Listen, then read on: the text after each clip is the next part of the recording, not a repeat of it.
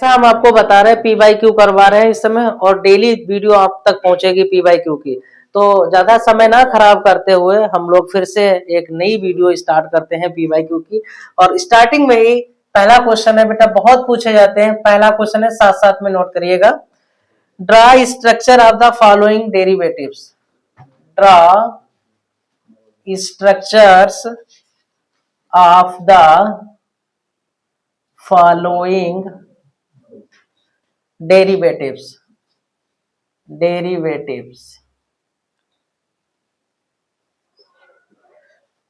क्या क्वेश्चन है? The structure बनाने हैं आपको। The 2,4 di nitrophenyl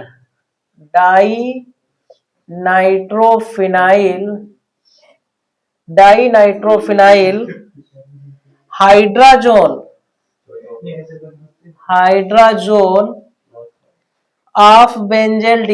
of benzaldehyde. ठीक है, तो इसका आपको स्ट्रक्चर बनाना है। 2,4 डाई नाइट्रोफिनाइल हाइड्राजोन बेंजेल्डिहाइड का स्ट्रक्चर बनाना है। तो कैसे बनाओगे भाई, बताओ।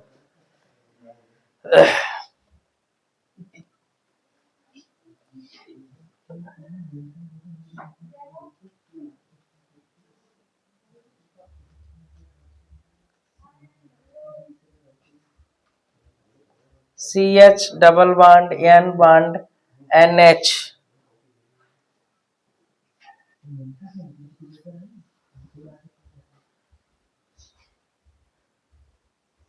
NO2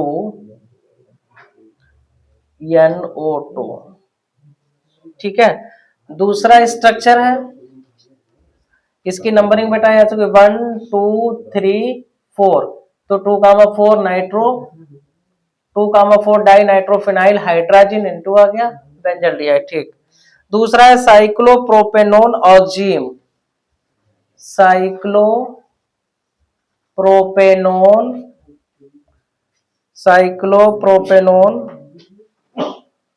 ऑक्जीम।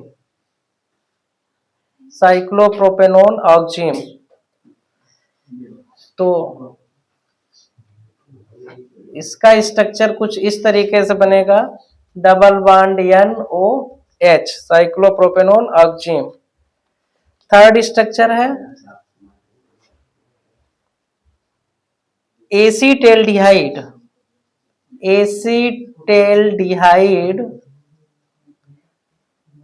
डाईमिथाइल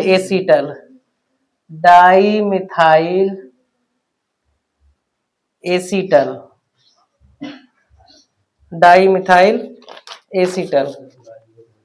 तो एसीटेल्डिहाइड डाईमिथाइल एसीटल का स्ट्रक्चर होगा CH3OCH3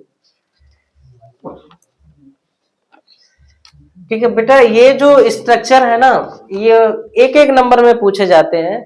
तो जो भी स्ट्रक्चर ये यहाँ पर गिवन है, ये कहीं ना कहीं एग्जाम में पूछे गए हैं। तो इतना आप नोट करिए, फिर हम आपको नेक्स्ट बताते हैं। बेटा नेक्स्ट क्वेश्चन है, देखिए ये क्वेश्चन का फॉर्मेट, क्वेश्चन सेम है लेकिन फॉर्मेट उन्होंने चेंज कर दिया है। क्या है फॉर्मेट, क्वेश्चन देखिए। और फॉर्मेट में इन ए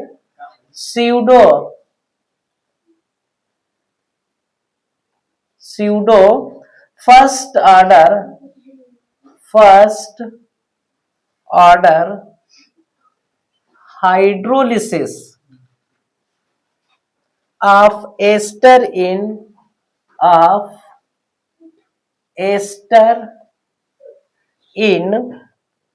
water, the following result are obtained. The following result are obtained. क्या रिजल्ट है देखिए। जब समय t इन सेकेंड 0, 30, 60 और 90, और एस्टर का जब एस्टर हाइड्रोलिसिस होता है एस्टर का, तो इसकी मोल 0.55 है, 0.31 है, 0.17 है, 0.085 है। तो पहला क्वेश्चन है calculate the average rate, calculate the average rate, इसको बंद कर दो इधर वाले को। Calculate the average rate, calculate the average rate of reaction between the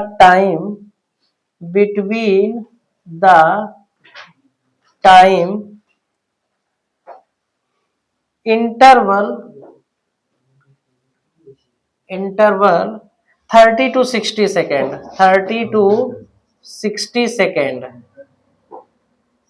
60 second.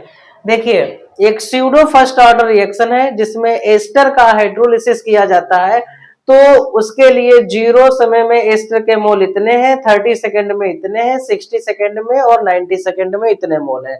आपसे पूछा गया है कैलकुलेट द एवरेज रेट, पूछा गया ऑफ द रिएक्शन, रिएक्शन का एवरेज रेट पूछा गया है जब समय 30 से 60 सेकेंड होता है। जब 30 से 60 सेकेंड होता है तो बेटा एवरेज कैसे निकालते हैं बेटा, बोलो। रेट का, एवरेज रेट का क्या फार्मूला होता है, कंसंट्रेशन अपॉन टाइम। तो आप लिख सकते हैं total concentration upon total time. बेटा टोटल टाइम 30 से 60, 30 से 60, तो कंसंट्रेशन कितनी है 0.31, 0.17। तो टोटल कंसंट्रेशन कैसे निकालते हैं, फाइनल माइनस इनिशियल। तो फाइनल कितनी है 0.17 माइनस 0.31 अपान टोटल टाइम कितना है 60 माइनस का 30, तो कितना आंसर आ जाएगा बेटा। 31 में से 17 गया तो कितना बचा, शायद हमें लगता है 14 बचेगा। तो ये बचेगा 14 माइनस का 14 अपान 30, माइनस का 14 अपान 30 बचेगा। तो इसको आप डिवाइड कर दो, 2 7 जा 14 और 2 बन जा 2, 2 5 जा 10, माइनस का 7 अपान 15। तो यही आपका आंसर हो गया। इसको आप डिवाइड करोगे तो वो आपका पॉइंट में आ जाएगा। तो ये भी लिख सकते हो और वो भी लिख सकते हो, ठीक है। तो इंपॉर्टेंट क्वेश्चन है, देखो उन्होंने केवल फॉर्मेट चेंज किया है। तो आपको क्या, आपके पास ये तो इस तरीके के क्वेश्चन हम आपको लगवा चुके थे, लेकिन उन्होंने डाटा दे दिया और डाटा देके केवल गुमराह किया है बच्चों को कि हम बच्चे कैसे क्वेश्चन करेंगे। तो total concentration upon total time लगाएंगे और आंसर आ जाएगा, ठीक है, नोट कर लो बेटा।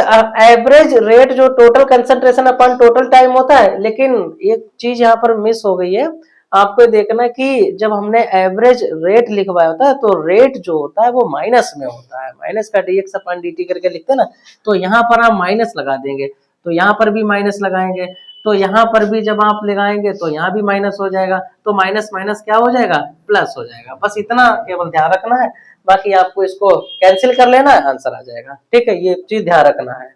बेटा एक इंपॉर्टेंट क्वेश्चन है, half life period for a first order reaction, half life period, half life period for a first order reaction is 60 minute, 60 minute. In what time, in what time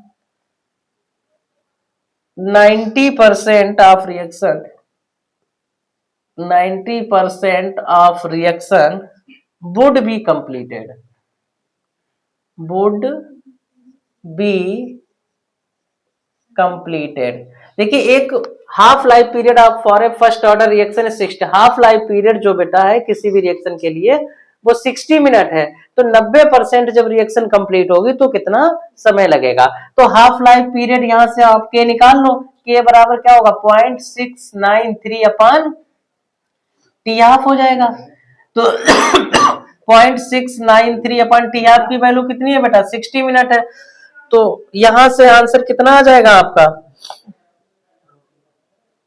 चलो इसको के को ऐसे रखा रहने दो, इसको इक्वेशन आप 1 मान लो या फिर इसको ऐसे भी। अब 90% जब रिएक्शन कंप्लीट होगी तो समय कितना लगेगा, तो बेटा के बराबर होता है 2.303 अपान टी लॉग प्रोडक्ट अपान रिएक्टेंट या ए अपान ए माइनस एक्स, तो ए अपान ए माइनस एक्स। तो के बराबर, अब देखिए के की वैल्यू क्या है 0.693 upon 60 equal to 2.303 upon t log 90% reaction complete हो रही है, तो 90% का मतलब यहाँ 100 रही होगी, तो 100 माइनस का 90 कर दोगे, 0.693 upon 60 equal to 2.303 upon t log 100 upon 10। Zero से जीरो कैंसिल हो गया। और बेटा इसको आप थोड़ा इस तरीके से लिख लो 0.693 upon 60 equal to 2.303 upon t log 10, और लॉग 10 की वैल्यू कितनी होती है 1 होती है। 0.693 upon 60 equal to 2.303 upon t into 1, cross multiply कर दो, तो ये 0.693 इंटू टी बराबर 2.303 इंटू 60, तो टी बराबर आ जाएगा 2.303 इंटू 60 अपान 0.693। बेटा इसको सॉल्व करना है, ये आपका है HW, ठीक है, इसको सॉल्व करना है, जो भी आएगा वो आपका आंसर मिनट में हो जाएगा, ठीक है। तो उम्मीद है ये क्वेश्चन आपको समझ में आया होगा। तो मिलते हैं हम लोग ऐसे ही कुछ P बाई Q के साथ में, और अभी से जितना भी समय बचा है हम आप तक P बाई Q पहुंचाते रहेंगे। बस वीडियो को देखते रहिएगा, लास्ट तक बने रहिएगा, और यदि आपका कोई सुझाव है तो वो भी आप हमें अपने मैसेज के माध्यम से जरूर दीजिए। हम लोग आते हैं एक नए चुनिंदा टॉपिक के साथ में, तब तक के लिए गुड बाय।